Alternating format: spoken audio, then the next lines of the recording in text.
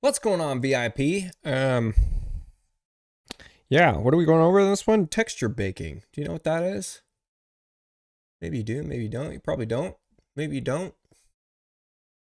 Stick around. But I have a story to tell first. And that is that once upon a time, I was the best video game player in the world. I was. I was top of the top. I broke every record in a couple of games, and that was my life when I was a really young kid. And I was so obsessed with video games that I got into the hacking community that would hack video games to make them the way they wanted them to be. And that included making models. And then I became really good at making models because I wanted my stuff, my ideas in the video games that I liked. And I got so good at creating models that I got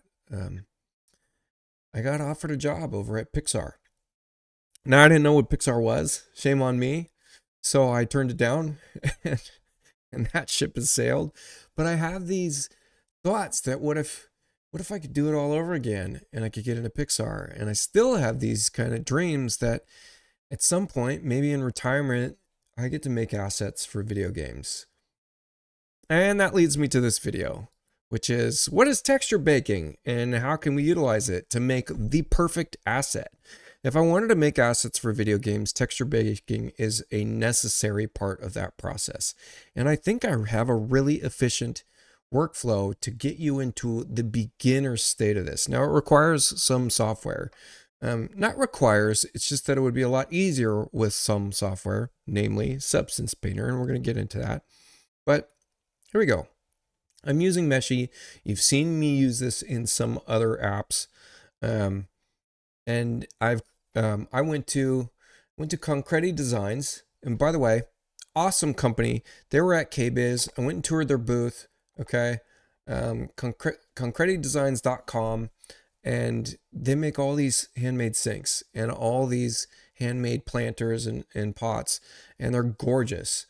And in terms of commercial grade and versus consumer grade, you might argue that this is more on the consumer grade just because, um, and this is definitely an arguable point, which is that they're not coming back and backfilling in the pitting and little imperfections in their concrete work and forms. They're letting that kind of live there. There's some polishing happening for sure, but some of the pitting still stays behind, and I actually really like that. So I really enjoy that part of it. And then the other big part of this is that they're a woman-owned and operated company, and I think that's fantastic, and I like to support those kind of things. Which brings us to some really weird metrics.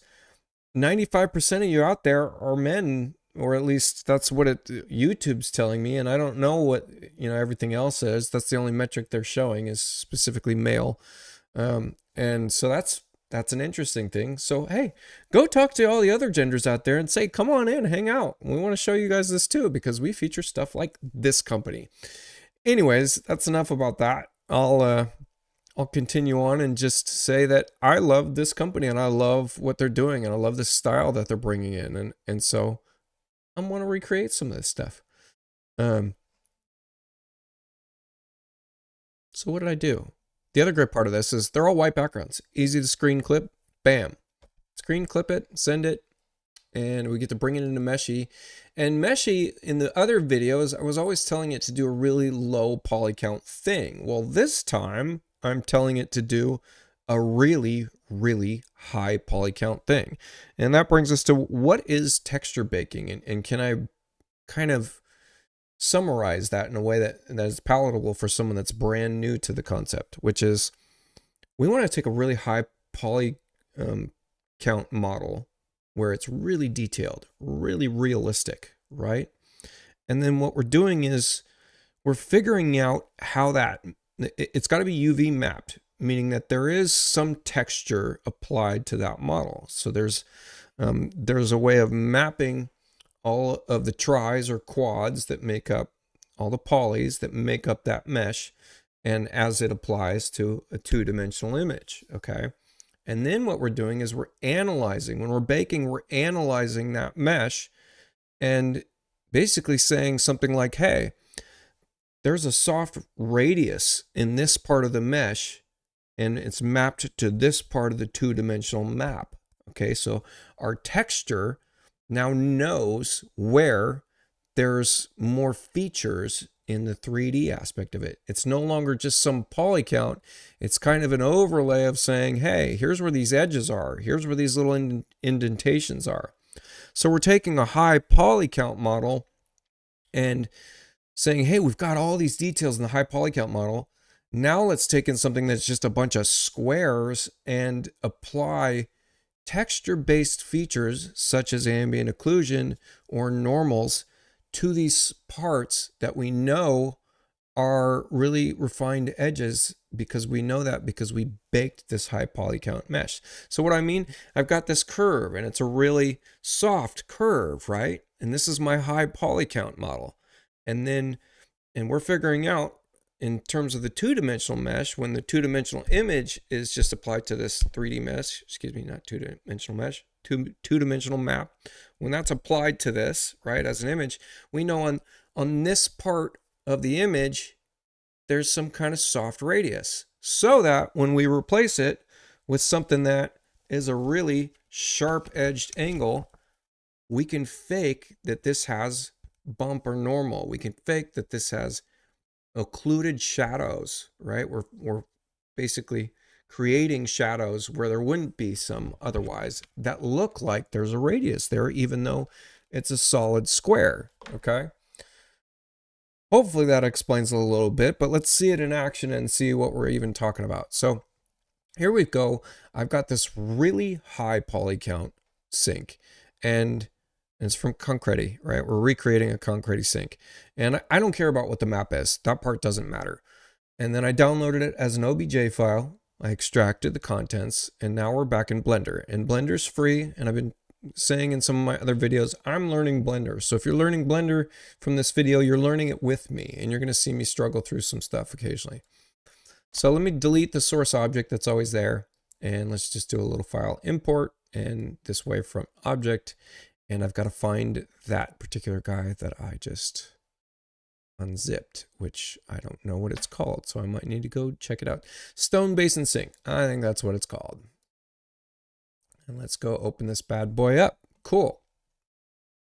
So we know it's already UV mapped, and it happens to be that this particular job from Meshi didn't build in some kind of geometry for this hole in the sink. So that's good. I like that. So this is a pretty clean mesh. And in fact, I think it's great just how it is right now. And so we get to use this as the high poly version when we bring it into Substance Painter to bake it. And we'll see that momentarily. Next part is I'm going to just hit the modifiers for this and add a scene modifier that's decimation. And so we'll decimate this. Right now it's 299,000 poly. And so I want to decimate using collapse, and I want to triangulate as well, okay? And then I can just click and drag this slider down and let that start decimating. And we're getting it down to 40,000, 9,000 now. And let's start seeing what happens to the geometry of this. And at 1300, we're losing some things, right? We're losing some definition here in the tray. We're losing some things in the corner. So we know we're not going to get as low as 1300. We're going to take this back up a little bit. And I'm just clicking and sliding. And I have a very fast computer, so keep in mind that that does affect this. Now this is 30,000 poly. That's still too high. I'm actually going to punch in the number because the ratio is so strong. We started from such a strong thing that it's really hard to get these little finite changes. So this is at 0.1. We're going to go at, let's just call it 0.03. And then I'm going to hit enter and see what happens. And so now we're at 8,000 poly, and it still looks decent enough. And let's go 0.02. See where we're at, and that should get us down to 6,000 poly. Still got all the details that I know that I need here. The sink cutout's not bothering me at all. Let's take it down a little bit further, and you're just gonna have to be patient with me here. And 0.01, what's this get us to? This gets us to 3K, and I'm losing this corner, and I don't like that. right? And really sharpened that corner as well. So even if I wanted to try to use the sculpt tools inside a Blender, I would have a hard time recovering that corner in particular. Yeah, so we're going to keep it a little bit higher than that. So we're going to go 0.015. How about that? And hopefully we get this little corner back. We do. And then there are some little fixes I could do here. So I'm going to apply this. All right, so I click the down arrow, click apply. And now this is our new mesh. And then I think I get to hit Control and Tab and move down to the number 2 position here. And I can hold Shift and this will flatten this little section here. That's a smooth sculpt, okay?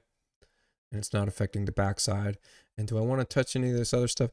It probably could. You could probably touch this whole section here. Probably doesn't need to have any movement in this section. We don't want to move these pixels around these faces around too much. And the rest of this, we'll just leave that the way it is. We could try a re-decimate, and that would be kind of tricky, but starting to get a little bit of, artifacting here. So if we smooth this, look at what happens. It kind of messes up that corner. Let's try just a little bit more. It's not too bad. Yeah, I'm not mad at that. Now, I do want to re-UV map this because we decimated it with a modifier that didn't keep its UV mapping. So I'm just going to hit, I think I get to hit just tab, and that gets us into edit mode.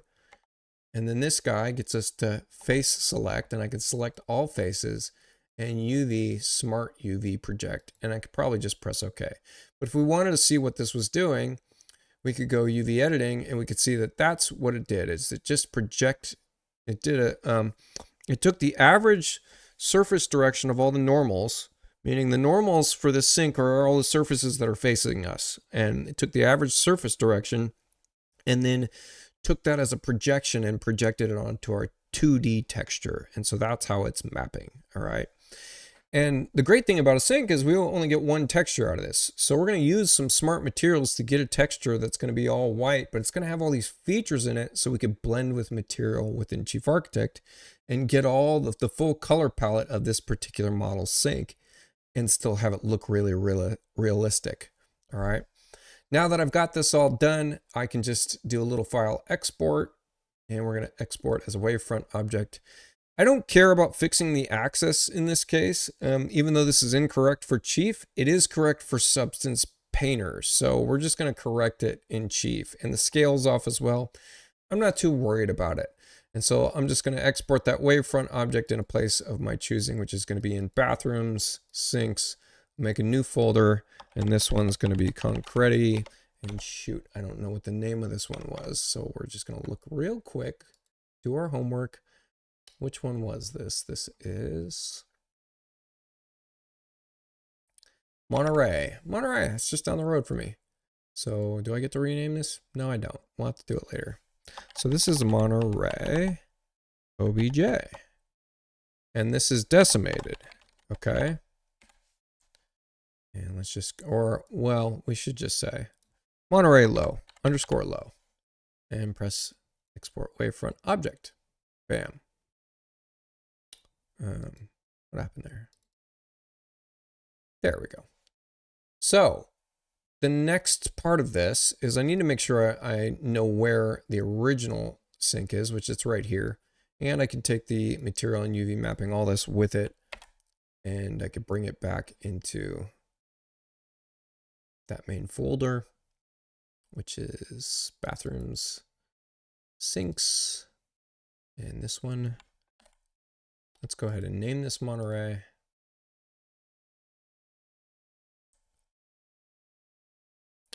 And we're going to name this other OBJ file Monterey I. Okay. Now we get into Substance Painter, and we're going to do File New, Select, and it would have been great if I saved this location. Let's make sure we do that. Across all the programs, easier to navigate. And we're going to bring in the low-poly count that we just exported. And if we UV mapped it correctly, then it should be that document resolution 1024. We want a really low resolution maps for our asset, and then don't check auto unwrap, press OK.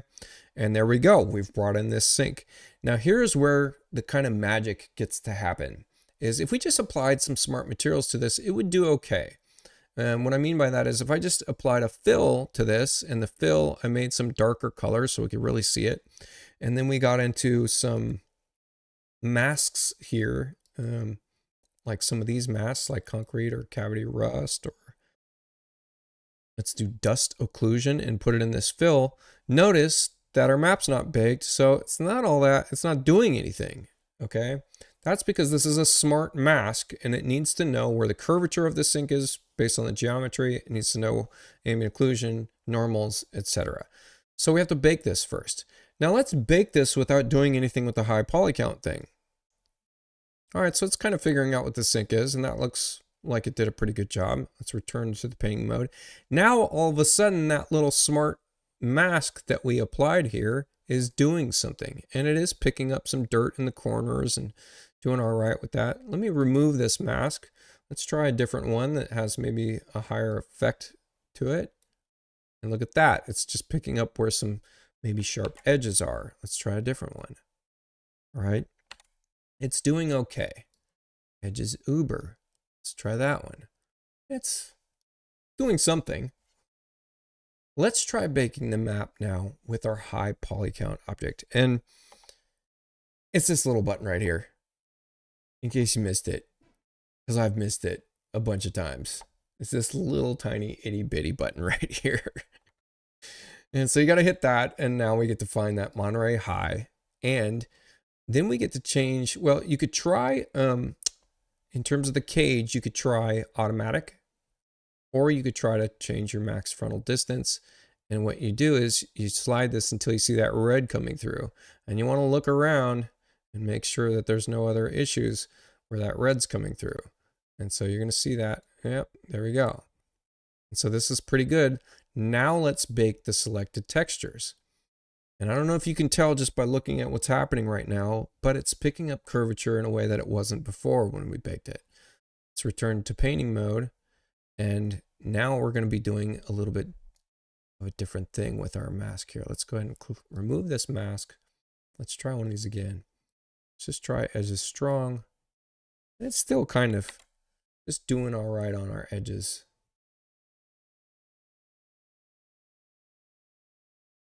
But when we look at one of these masks like this, look at this.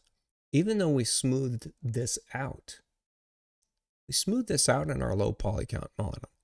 See how it's showing up in high poly count, right? If we take this away, take this filter away, it's still showing our high poly count in our preview here. That's because we're utilizing it to be able to paint onto this thing. So we're kind of seeing an overlap of two different things happening right now. So what's my next step? Let's go bring this into Chief Architect and see what all this means, right? What are we getting out of this? So first of all, let me just go ahead and get something like this, concrete cast. I just get to apply this, bam. And that looks pretty fantastic right off the bat. See, it's figuring out where that curvature is as well. And it's applying based on that curvature. It's going to pick up all the little details that we got from that high poly count item, right? And the one thing I'm going to do here is I'm probably going to change in its technical parameters, its height range. We're going to kind of dumb that down just a little bit so that's just not so it's not just standing off so much. And we can always try a different one. Here's a concrete course, and for this one it might be that we're going to, mess around with the color variation, and maybe we need to mess around with the tiling size so that it gets a little smaller, bigger, etc. That height's definitely not something I like, so we'll probably get rid of that one. And let's try one more thing. We've got some smart materials here. There's a bronze statue. Sounds kind of cool. And these smart materials are using those baked maps like curvature and ambient occlusion to try to figure out where it should be putting its features, if you will. Let's see if anything else would look good as a cast sink. Rubber, steel. We don't want any steel stuff. And then on top of that, you can go check the community and see what they have as well. So there's all kinds of stuff you could check out. Plastic used shiny or soft. Check that out. Boy, that looks pretty good. That looks pretty good. And so I'd open the folder for this, and somewhere in here is something that's specifying the base color. And we want it to be a white base color, right? We don't want to have too much color because we want to be able to blend with other textures. So that right there looks fantastic. Now, something we could do with this, because it's already kind of telling the story of where there are shadows and everything, is we could export this and use this as the ambient occlusion map in Chief Architect, which would tell Chief Architect, let's put false shadows in this area. So that's something. And then in terms of this, we can always kind of bring the opacity down and get a blend of the two, right? If we like some effect from the first one versus the second one, you know, somewhere in there. I actually really like this. I think this looks pretty good. On top of that, we could do something like affect the height map, where let's just do a fill. And in this fill, I'm going to do, let's see, let me go back a little bit. Let me make sure I'm on this guy right here. So I got a new fill, and this fill is only going to affect height. And in the height, I'm going to change the overall height of this thing. And I'm going to use one of those smart masks and get something that just gives me some subtle dimpling and stuff, right? So maybe we get edge, dirty crack. No, that's a little aggressive. I want something that's got like some surface. Cavity rust. What happens when we do this? Isn't that crazy? That's pretty wild, right? Cavities. This is going to give us... It's fun to come in here and just kind of check some of this out. And so that's a positive height value, right? If we took it to a negative height value, now we've got, look at that, a little bit of that dimpling.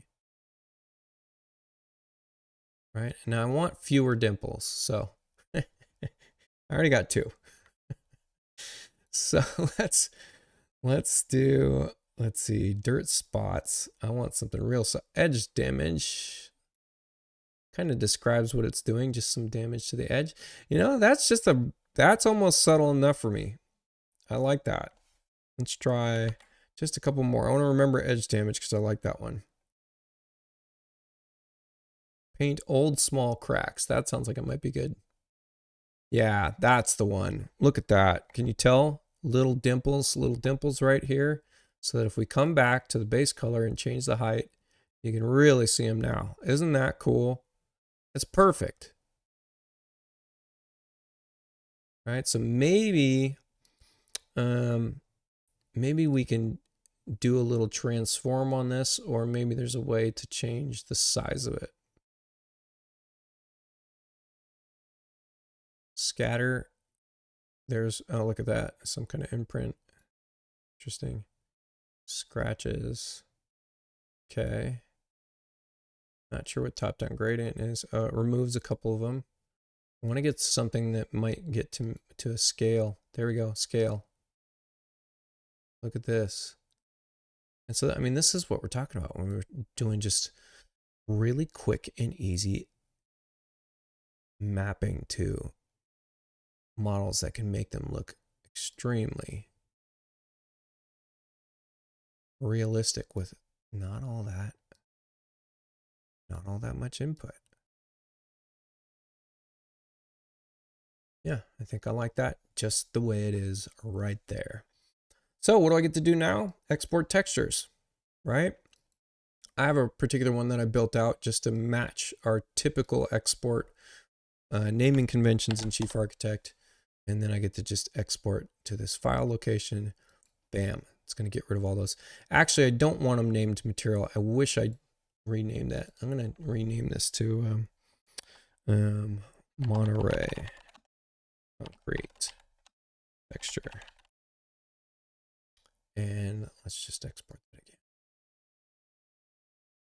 Bam, just like that. And then the last thing, we do get to export an ambient occlusion map that came from the baking. AO. I think I just get to search AO, and There it is. I know it doesn't look like much, but look at this. That looks exactly like this. So you should be able to tell that that's our AO map. You can right click, export resource, and then just bam.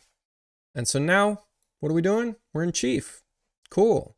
And we get to bring up this file, this folder. Let me just kind of dock it right here. And I'm going to bring in that low poly count object. Just like that. And so, you know, the size of this is wrong. We're going to have to come back to the web and figure out what the actual size of this is. Let's see, 20 by 19 by 4.5. You know, Meshi is not perfect, so it's not going to get this exactly right, but we'll see in a second here. I'm going to rotate this like we're swinging around the x-axis. So rotate that 90, just like that. The mesh looks pretty good. And then I can get back into general, retain aspect ratio, and we knew that this was 20 by 19. So this number is going to be 20.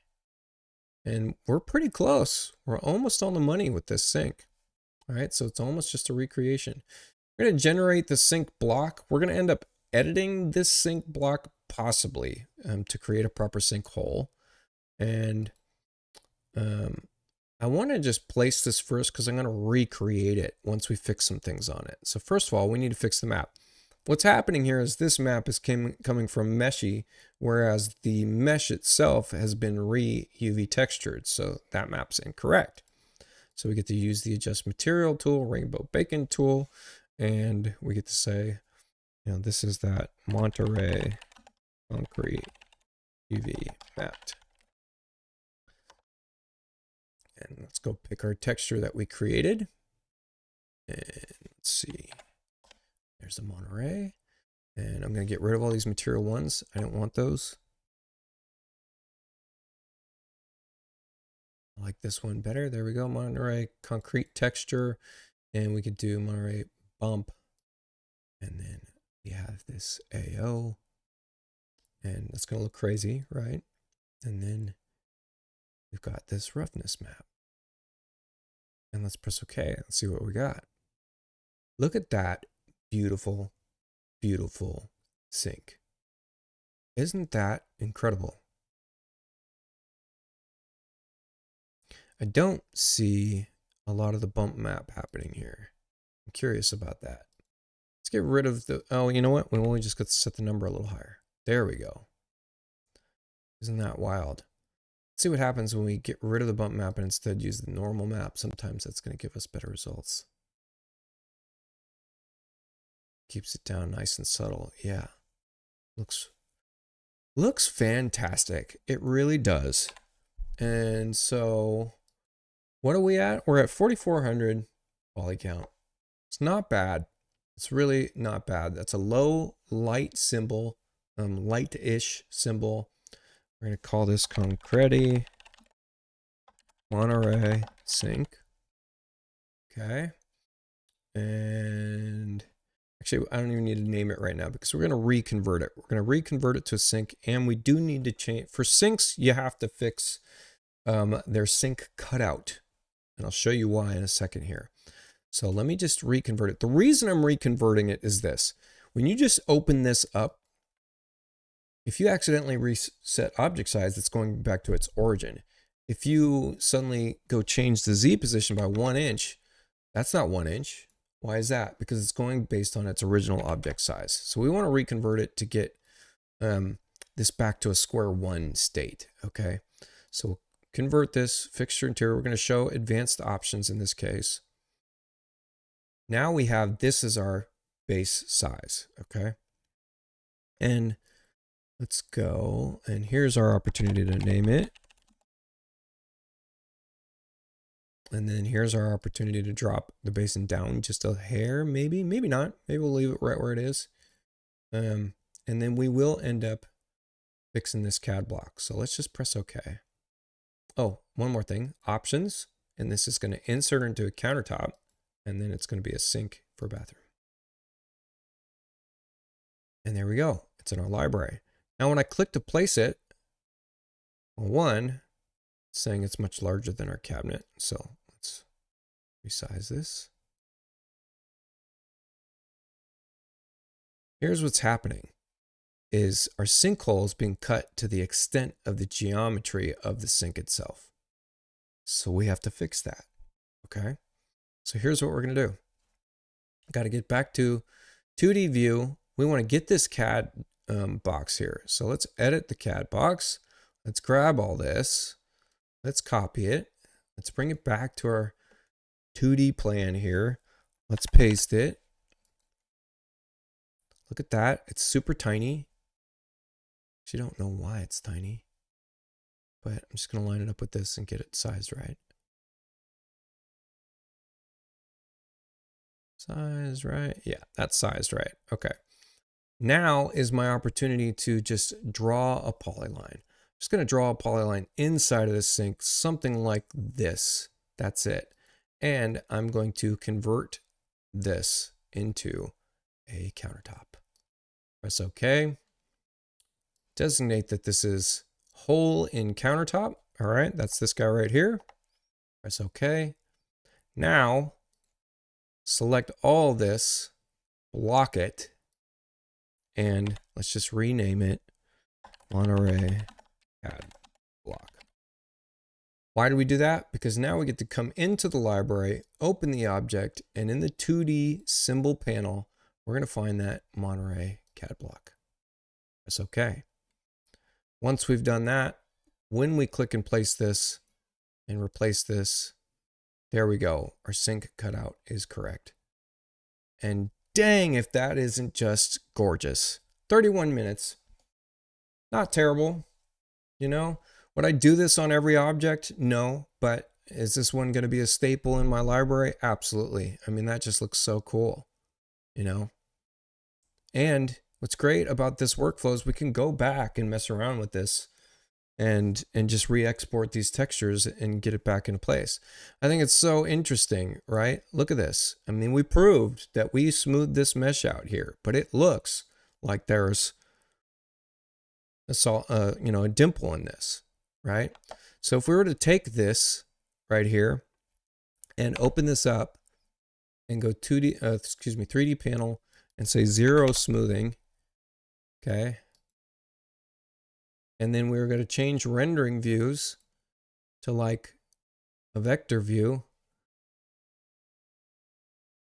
Have I lost my mind? It doesn't look like that's smoothed out. Funny. Yeah, it's definitely smoothed out, but because of that mapping, it just looks so indented. Isn't that neat? Man, hope you learned something on this one. I know I've been going down this path. I've been making a lot of assets for my library for the next version of this. I need to have feedback if you guys like this stuff and you want me to continue doing some of this mesh creating stuff, because we can keep doing this, or model creating stuff. If you're getting hired to make one-off models and you want a really efficient workflow, I mean, how else are you going to model a sink that looks as good as that sink does in this amount of time? 30 minutes and you're producing this for a client. I mean, that's pretty far out there. So, cool. Thanks for joining. I was the best. I was the best video game player in the world. I swear. You couldn't beat me. It was incredible. Doubt me for 1 second. I swear.